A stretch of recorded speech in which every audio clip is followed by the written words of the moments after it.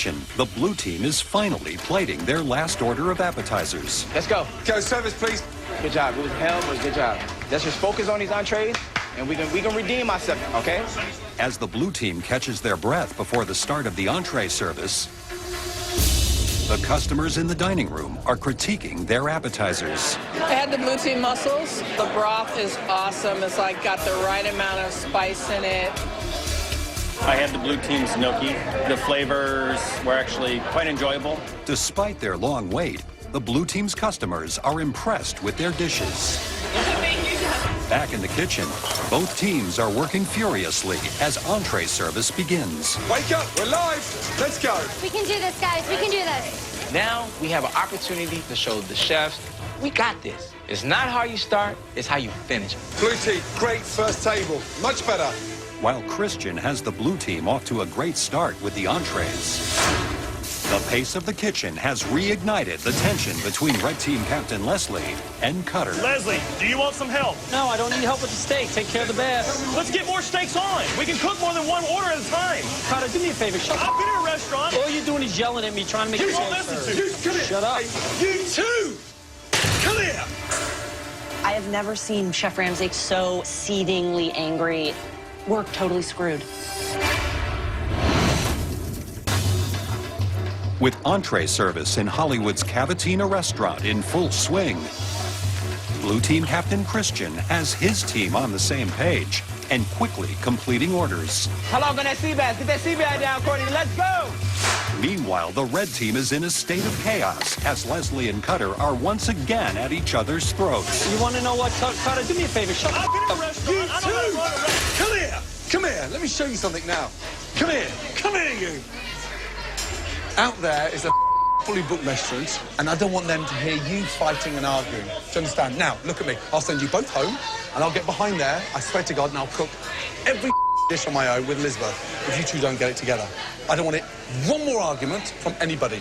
Differences aside and focus on them. Yes, Let's chef. go. Got it? Let's Yes, go. chef. Right now, I need to just speak to Cutter in a nice way. And if Cutter doesn't behave himself and do what he's told, then I don't need him in the kitchen. He can go and sit in the corner like a baby.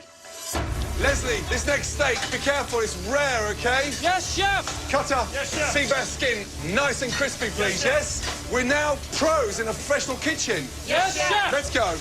As the red team tries to put their personality differences aside, new Captain Christian has the blue team thriving. I want these plates going looking good. Look how beautiful Thank that you. is. Entrees are going very well. We get in a rhythm of putting everything in the window at the same time. Good job, blue team. Let's go. Push Good it job, out. blue team. Let's go. Jamie, they look beautiful. Let's go. Service, please. Blue team, the last table is 2 steak, both medium well. Keep it going, blue team. Yes, chef. As the blue team races to complete their final order of service, the red team's roller coaster of conflict has come to a halt, and they're swiftly completing entree orders. Now we're rolling. Now we're rocking and rolling.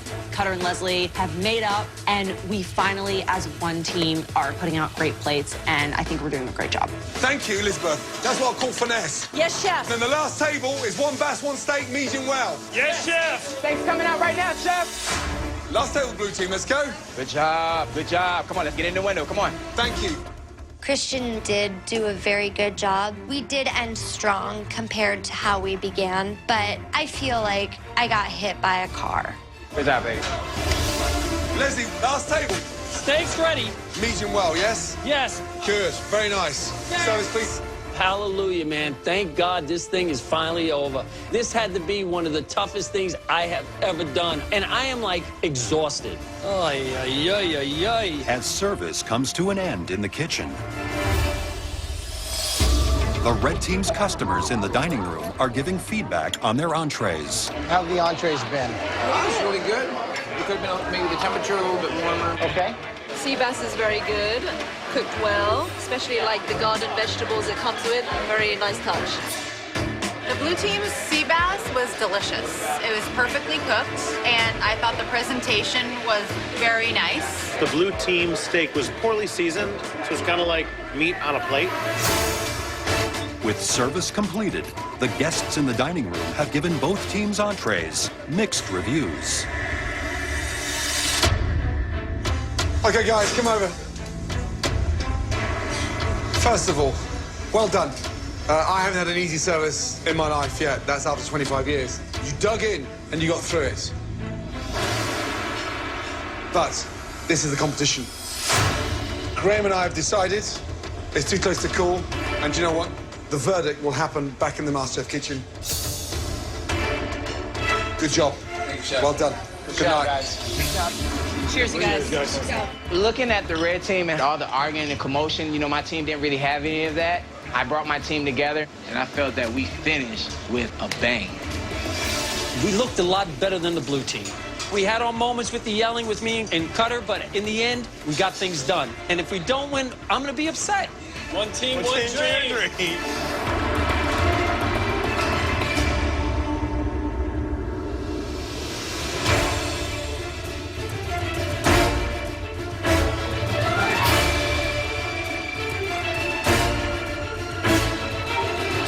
I came here for a purpose. I'm here for my son. I want to show him, regardless of what you go through in life, you can always achieve your dream. I definitely want to own my own restaurant in the next couple of years, so I can't go home right now. Welcome down, guys. Come on in, please. After this challenge, I've realized that I'm not cut to have a dream. I'm cookbook writer, and I am not going home. Welcome, everyone. Now, last night, you all made a gigantic leap from humble home cooks to chefs running a dinner service in a truly professional kitchen. Both teams had their ups and downs, and that's just the way that service goes. But it's how you bounce back from those moments that truly count. Jamie, what happened? I was not confident enough to lead the team, so I passed the torch along. Leslie, Cutter, I pulled you two out twice. We had our differences, but we worked through it, and no matter what was going on, we still put out good dishes, I feel. You've got to cool it down, both of you. Graham and I watched you cook. We tasted everything. After that, we spoke to all the guests, and we ultimately decided the winning team based on the performance in the kitchen and the feedback from the diners. The winning team of the Restaurant Takeover Challenge is... Congratulations.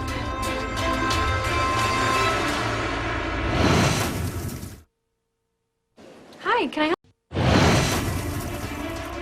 Graham and I watched you cook. We tasted everything. And we ultimately decided the winning team based on the performance in the kitchen and the feedback from the diners. The winning team of the Restaurant Takeover Challenge is... Congratulations. The red team. Well done. Did I just hear this right? What did he say? Leslie, finally, you've broken that duck. I want to cry. Hallelujah, man. I finally won something exactly when I needed it. Congratulations, red team. As you know, Cutter, it's not as you start, it's... how you finish. And when you listened, those entrees flew out brilliantly. You're all safe, and you're all guaranteed now to be in the top 5 of the biggest culinary competition in the world. Let that sink in as you head up to the gallery. Off you go. Thank you, Chef. Well done. Good job. Blue team, please put these on. I definitely failed as a team captain, so gotta do what I gotta do. Unfortunately, tonight, all 3 of you will be cooking in this upcoming pressure test. And when it's over, at least one of you will be going home. It's time to find out what you'll have to cook tonight in this dreaded pressure test. Trust me, it's a tall order. This dish takes one of these, a simple cream puff, and turns it into this stunning croquembouche. This is a classic French dessert, beautiful to look at and even more incredible to eat. A spectacular tower of delightful cream puffs assembled into an incredible cone bound with threads of caramel. Look at this light pastry, a beautiful cream filling inside like a little treasure. Don't know what it is, never had it before. Croquembouche what? Forget the fancy name, let's just call it what it is. A big old yummy cream puff tower. There are so many steps that can go wrong with this. to get that pastry absolutely perfect, that is not easy. And then there's the filling. The consistency has to be perfect. Not too sweet, not too thick. And make sure the whole thing doesn't fall over. Jamie, can you do this? Hell yeah. Courtney, can you do this? Yes, chef. Christian, can you do this? Yeah, I guess. It's time for all three of you to head to your stations. It's sophisticated and elegant. There's no way that Christian can do well in this challenge. On your stations, you all have the exact same ingredients to make a magnificent cream puff tower. You have just 90 minutes to make us a stunning croquembouche. Is everybody ready? Yes. Yes, chef. Your 90 minutes starts now. Go, Christian. I've made a couple of croquembouches before, so I don't think I'm going home today. Although I've never made a croquembouche, I'm feeling very confident. I'm not really too much of a dessert fan, but hey, right now this is a moment that I need to fight through this. Tough one. It's hardcore. For me, the secret behind a great profiterole is to make sure you cook out that flour. If you don't cook out that flour, A, they don't rise properly, B, the eggs don't emerge inside that mixture. Once you put the pâte choux in the oven and you've piped out those profiteroles, you start working on the pastry cream. And the creaminess and the texture of that is paramount because you want no lumps. Right. The technique is so involved. Yeah.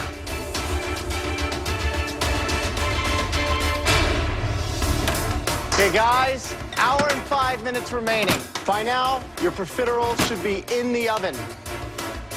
Right, how are you feeling? I'm feeling confident. Can you bounce back? I can definitely bounce back. How many croquembouches have you made?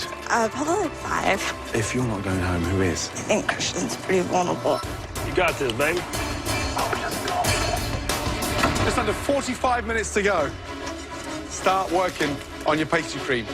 All right, Christian. Yes, chef. You got your profiteroles out. Now that they're made, it's all about getting them filled. Yes, chef. Now, what does the future hold for Christian if he goes home today? My focus is not going home. We know how much your 5-year-old son means to you, how important that is to set that example and to lead, and how proud he's got to be to see you get to as far as you can get. Yeah. You know, I came too far through life. I went through a lot of stuff, and, you know, I don't want to be that person walking out. I think you can make this happen. Yes, chef. Yes, all right, good luck. Hi, Courtney, how's it shaping up? They're quite small, but it's gonna come together. You got some awkward, different shapes there. Purposely done, or? I was going for consistency, realized that they were a little too small, so I started making them bigger. If you're not going home, who is? I don't know. Are you thinking it's you? It quite possibly could be me, chef. Wow, Courtney, you're feeling the pressure tonight, aren't you? Yes. How's that for honesty? 20 minutes to go. Get your sugar weighed out for that incredibly difficult caramel. Right now, they've got to start multitasking, filling up the profiteroles and starting that caramel at the same time. With the caramel, you're not touching it. You just let it sit there and do its thing. The minute you start shaking caramel, stirring it, you're going to crystallize it. The minute it starts crystallizing it goes grainy. Yeah, almost like a broken sauce. You don't have the glue to build it. You start speeding up that process, the caramel goes to bitter, right? Overcooked, burnt caramel.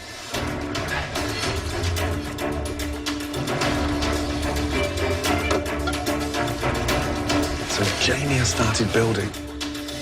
We're starting to put hers together as well now. So Christian is clearly behind at this stage. Way behind. Christian. Yes, chef. You okay? I'm waiting for the sugar to brown. Why are you waiting for the sugar? It's not the right color. If I don't get the right texture or the right color, I'm all the way screwed. He's clearly out of his element.